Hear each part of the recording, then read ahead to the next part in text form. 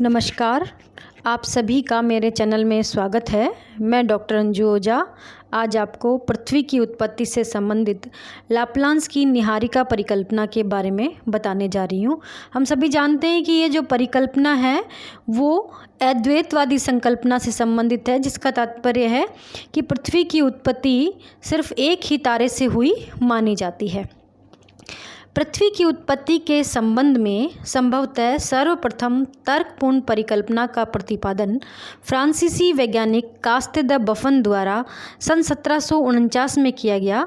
ग्रहों की उत्पत्ति में भाग लेने वाले तारों की संख्या के आधार पर वैज्ञानिक संकल्पनाओं को दो वर्गों में विभाजित किया गया है।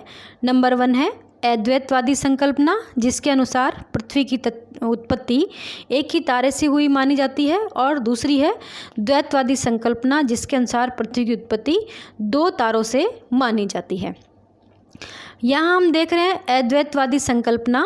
इस संकल्पना को पेरेंटल हाइपोथेसिस भी कहा जाता है, जिसके अनुसार ग्रहों तथा पृथ्वी की उत्पत्ति केवल एक ही तारे से हुई मानी जाती है। इस समस्या को सुलझाने के लिए अनेक विद्वानों ने अपने मत विभिन्न रूपों में प्रस्तुत किए हैं। इस दिशा में सर्वप्रथम प्रयास फ्रांसीसी कास्ते द बफन द्वारा किया गया। बाद में चलकर इमैनुअल कांट, लाप्लांस, रॉश और लॉकियर ने भी अपने मत प्रस्तुत किए।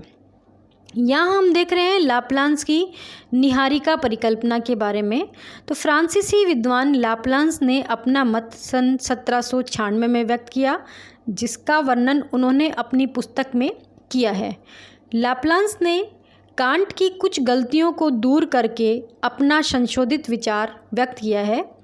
कांट की परिकल्पना के मुख्य 3 दोष थे। नंबर 1, निहारिका अथवा आद्य पदार्थ के कणों के टकराव में पर्याप्त ऊष्मा उत्पन्न नहीं हो सकती है। नंबर 2, कणों के टकराव से गति उत्पन्न हो सकती है।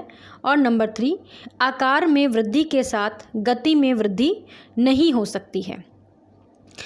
लाप्लांस ने कुछ कल्पनाएं भी की हैं, जिन पर आधारित होकर उनका सिद्धांत आगे चलता है। नंबर 1 है प्रथम अर्थात निहारिका के ताप की समस्या हल करने के लिए उन्होंने ये मान लिया कि ब्रह्मांड में पहले से एक विशाल तप निहारिका थी।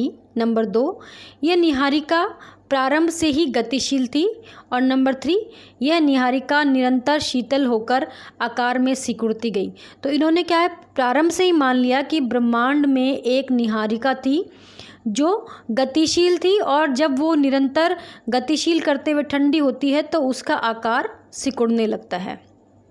अतीत काल में ब्रह्मांड में एक गतिशील एवं तप्त महापिंड था, जिसको लाप्लांस ने निहारिका नाम दिया।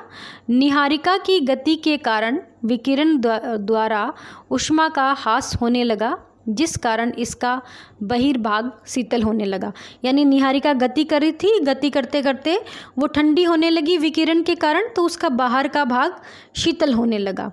इस प्रकार निहारिका के निरंतर शीतल होने के कारण उसमें संकुचन होने लगा। हमने पहले बताया कि उन्होंने कुछ परिकल्पनाएं की हैं कि जैसे ही निहारिका ठंडी होगी, ठंडी होकर उसमें संकुचन होगा, तो आकार और आयतन में ह्रास होने के कारण उसमें गति में वृद्धि होगी।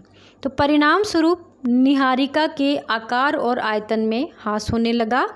आयतन में कमी के कारण निहारिका की गति में निरंतर वृद्धि होने लगी।